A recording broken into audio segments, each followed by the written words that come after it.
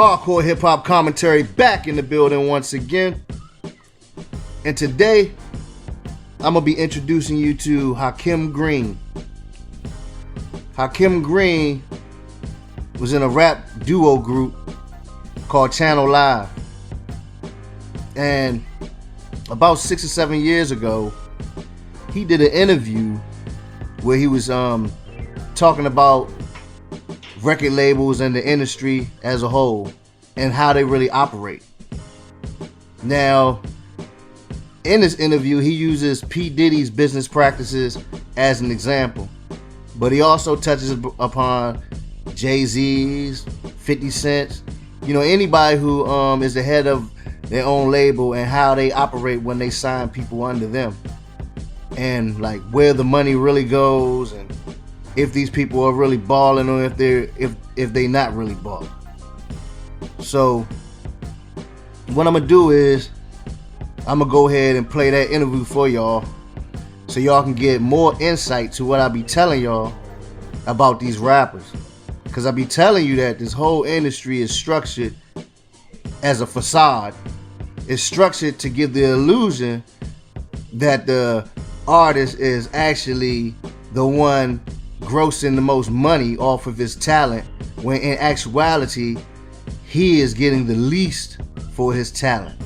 So sit back, relax, enjoy the interview.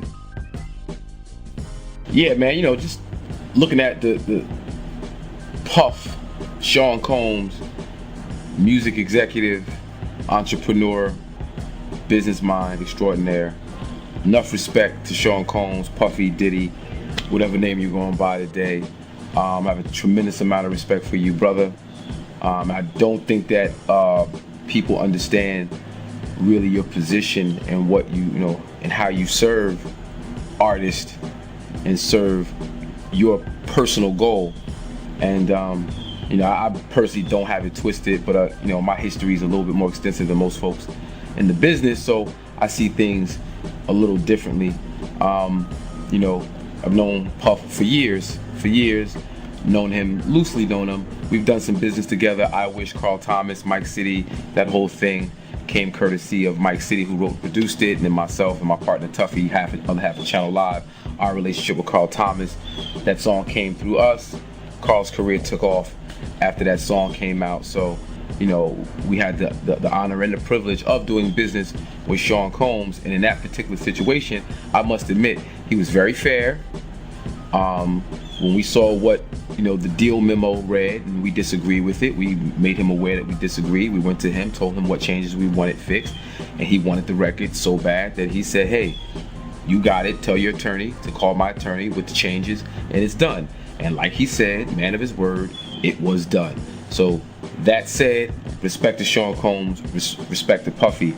From what I hear, now mind you, this is second, third hand information because I'm not in these artists' deals. I don't know what's in their deal. I don't know what's in their contract. You just hear what goes on Hot 97 when they go up there to do their interviews, or you hear what's going on in the street and the different rumors and this, that, and the third. And the gist that I get is that Puffy, Sean Combs, Bad Boy Entertainment was so huge that when you're an aspiring artist who just wants to get on, a lot of times you don't do your due diligence, you don't read your contract, all you think of is the advance. Now, when looking at deals, right, a record deal is a loan. It is a bank loan. That's all it is. When an artist signs for $1.5 million, that 1.5 does not go in the artist's pocket. That 1.5 is dedicated to produce and execute the project. Now, out of that 1.5, the artist may or may not get in advance, right? The money gets turned over to the production company or the artist, and out of that, you may get an advance, all right? It's a piece of the entire deal. But if you're not on your business, you think that money is your money. It's not your money. It was loaned to you so you would execute a project that would then be sold, and after you recoup the initial money dedicated to the project, You get a small percentage of the profit after. Now, when we look at what goes into building a project, we have a recording fund, we have the artist advance, we have marketing, we have promotion, we have PR, we have, if you do meet and greets, if you get a car service, if you go to the record label and order lunch, when you stay in a hotel, when you get flights, airplane flights, anything that is being paid for by the record label out of your account gets recouped back to that account, right? So you have to pay for all that. When you take a plane, if it's first class, those first class ticket, you have to pay them back, all right? If the publicist gets on the phone and calls overseas to book a press junket for you, that phone call gets charged back to your account. The phone call gets charged back. When you go to the record label and somebody says, oh yeah, nah, go in my office, just use the phone, that's being charged to your account, all right? That's business. Now, the reason why it's set up like that is because Bad Boy Entertainment or any record label is usually an LLC or a limited liability corporation. So every business transaction that falls under that corporation can be written off on their taxes so they can get that money back, all right? So Puffy, Jay-Z, Dre, 50, Rosenstein, Rosenberg, Rosenbaum, you get the drift. They are not here to carry you. They are not here to make you comfortable. They are not here to make you successful. They're here to make projects successful so they can be successful as individuals. And I think a lot of folks that do these deals going into it, that we don't take all that into consideration. And then when reality sets in, we want to blame Puff, we want to blame Jay, we want to blame 50, we want to blame this one and that one. And in all actuality, we should be looking at ourselves in the mirror and blaming ourselves. Now the other side of that, well, another part of this is publishing, right? And what brings value to your publishing is your intellectual property. You have the song, right? That's the intellectual property, the actual song. Then you have the record, the CD, the cassette, the wax, the digital download. That's the thing. The thing is being sold, but the intellectual property is something separate. Now, everybody I know raps. I grew up, you know, that's what we do. We rap. That's the culture that we're in. Rapping is a part of our culture. Everybody got bars, but not everybody's making money, right? So if a person like Puffy sees something in you and he extends his value in terms of his relationship, his cosign, if he extends that to you, he is now adding value to your intellectual property or your song that he should be able to recoup.